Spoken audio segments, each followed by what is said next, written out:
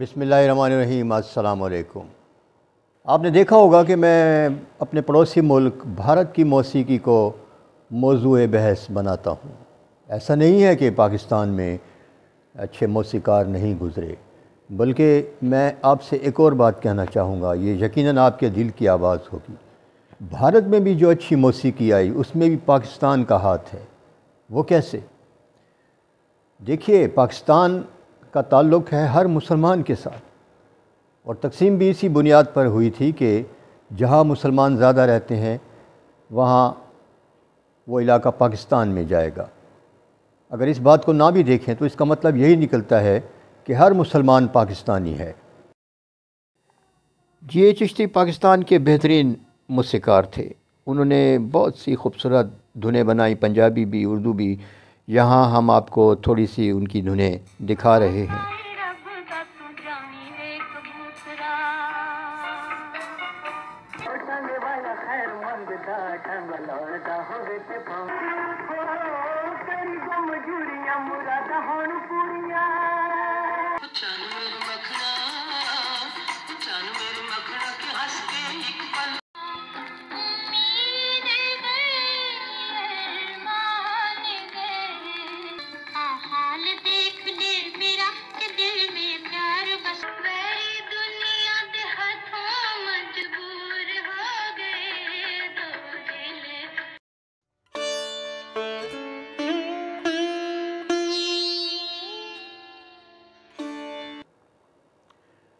پاکستان بننے کے بعد یہاں پر فلمیں بننا شروع ہوئیں۔ معیار تو کبھی بھی فلموں کا انڈیا جیسا ہرگز نہیں رہا، لیکن یہاں کے جو موسیقار تھے انہوں نے چونکہ ابتدا میں وہیں سے کام کیا تھا، اس لیے وہ یا بعد میں پاکستان میں رہ کر ان کے بننے والے شاگردوں نے موسیقی میں بڑے کمالات کے نغمے بنائے ہیں۔ موسیقی میں ان کا بہت زیادہ مقام ہے۔ چند نام ہیں: ماسٹر عبداللہ، ماسٹر عنایت حسین، رشید اترے، صفدر حسین، بابا جی چشتی اور کچھ اور بھی ہیں۔ دو نام لینا میں بھول گیا ہوں۔ یہ دو نام ایک ہی نام سے موسیقی بناتے تھے اور اتنے شاندار موسیقار تھے، ان کا تقریباً ہر گانا ہٹ ہوا، اور ان کے نغمے دیکھ کر سن کر انڈیا کے موسیقاروں کا کام ہمیں تھوڑا مدھم لگنے لگا۔ کبھی ان پر بھی میں ولاگ کروں گا۔ سلیم اقبال، ایک تھے سلیم، دوسرے تھے اقبال، دونوں نے مل کر موسیقی بنائی، کبھی ان پہ بات کریں گے۔ آج ہم بات کریں گے بابا جی چشتی پر۔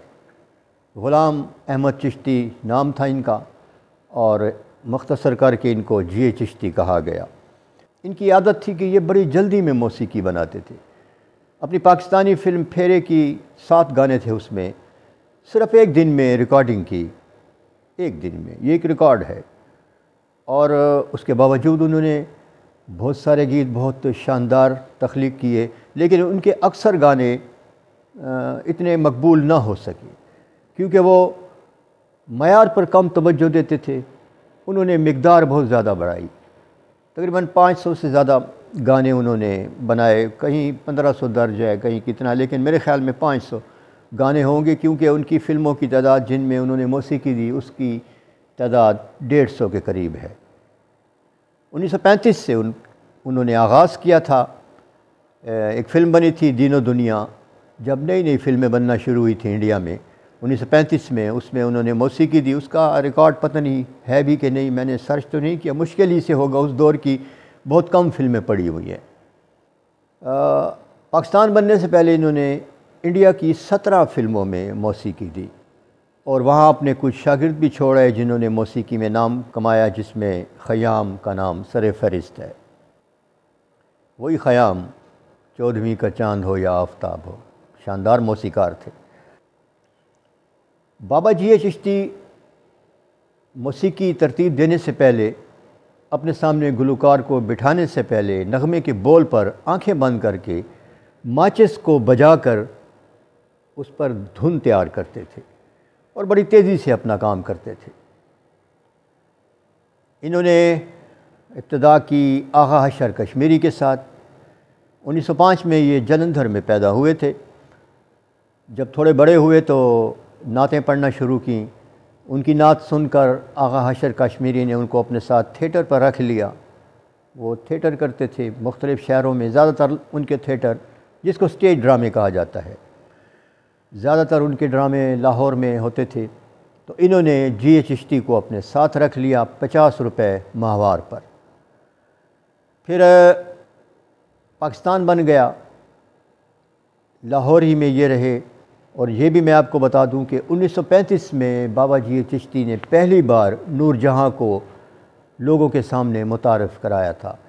یعنی کہ بابا جی چشتی وہ پہلے آدمی تھے جنہوں نے نور جہاں کے اندر چھپی ہوئی صلاحیت کو بھانپ لیا تھا اور اس کو سٹیج پر متعارف کرایا تھا۔ یہ صحرا جی چشتی کے سر بنتا ہے۔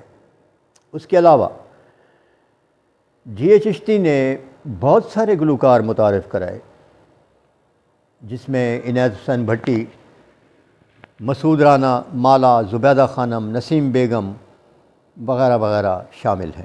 بڑے نام ہیں یہ گلوکاری کی دنیا میں۔ ایک شفیق انسان تھے اور بڑے سادہ آدمی تھے۔ 1949 میں یہ پاکستان چلے آئے یا پاکستان میں ہی رہتے تھے، یہ معلوم نہیں ہے۔ 1949 میں 3 فلمیں بنی، پنجابی فلمیں تھیں، مندری، سچائی اور پھیرے۔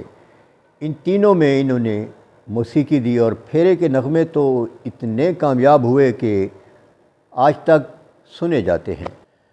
بابا جی چشتی، اس میں کوئی شک نہیں کہ بہت بڑے موسیقار تھے، لیکن انہوں نے اپنا کام تیزی میں کیا۔ وہ جلدی جلدی کام کو ختم کرنا چاہتے تھے۔ اگر ایک تخلیقی کام ٹھہر ٹھہر کر کیا جائے اور انتظار کیا جائے، اس کو ختم کرنے کا نہ سوچا جائے تو وہ یقیناً اچھا ہو سکتا ہے۔ اس لیے میرے کچھ سننے والے شاید اعتراض کریں کہ بابا جی چشتی سے بڑے موسیقار تھے ماسٹر عبداللہ، سلیم اقبال اور ماسٹر عنایت حسین، کیونکہ انہوں نے اپنا کام ٹھہر ٹھہر کر کیا، تیزی نہیں دکھائی۔ بابا جی چشتی ان سے بھی بڑے موسیقار تھے، لیکن اپنا کام انہوں نے جلدی میں کیا۔ بہت سارے یادگار نغمے انہوں نے تخلیق کیے۔ صرف چند کا میں ذکر کروں گا جو گلی گلی سنے گئے، آج بھی سنے جاتے ہیں۔ اور یہ بھی میں آپ کو بات بتا دوں کہ ان کے 2 گانوں کی موسیقی اور بول چوری کر کے انڈیا نے اپنے فلم میں لگائے تھے۔ ان میں ایک فلم کی موسیقی دی، فلم کا نام تھا سسی، داؤد چاند اس کے ہدایت کار تھے۔ اس میں کوثر پروین کی آواز کا ایک گیت، نہ یہ چاند ہوگا نہ تارے رہیں گے، سنیے ذرا۔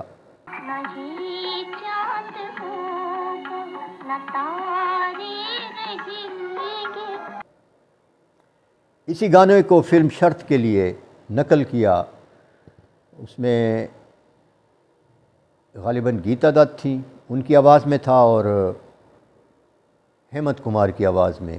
یہی گانا اسی بول، اسی طرز کے ساتھ انڈیا نے اپنی فلم شرط میں شامل کیا۔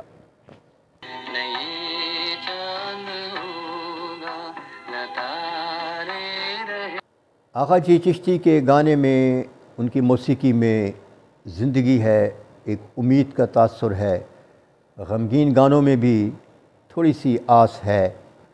یہ چیزیں ان کی زندگی میں شامل تھی کیونکہ وہ خود خوش رہنے والے آدمی تھے اور خود کو خوش رکھتے تھے، کبھی کوشش نہیں کی کہ ان کی وجہ سے کسی کو تکلیف پہنچے۔ ویسے بھی یہ جو گانے بجانے والے ہوتے ہیں، اپنی ذاتی عادات کو چھوڑ کر، ذاتی عادات تو کسی میں بھی بری ہو سکتی ہیں، میرے اندر بھی ہیں، آپ میں سے بہت سارے ہوں گے، اس کا تعلق انسان اور اس کے پروردگار سے ہے۔ لیکن ہمارے سامنے جو ان کی تصویر آئی، اس میں وہ اچھے لوگ تھے، ان کا اخلاق بھی اچھا تھا، کسی کو تکلیف نہیں دیتے تھے۔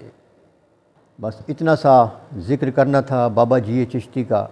بابا جی چشتی ہمارے درمیان 1994 تک رہے، تقریباً 90 سال کی عمر پائی انہوں نے، اور 94 میں وہ یہ دنیا چھوڑ کر چلے گئے۔ ان کا کیا ہوا کام آج تک ہمارے سامنے ہے، اور کبھی کبھار آپ بھی، میں بھی، بہت سارے لوگ ان کے گیت سن لیتے ہیں، اچھے لگتے ہیں۔ اپنے آس پاس کے لوگوں کا لازمی خیال رکھیے۔ اللہ تعالیٰ آپ کا خیال رکھے گا۔ ویڈیو دیکھنے کا شکریہ۔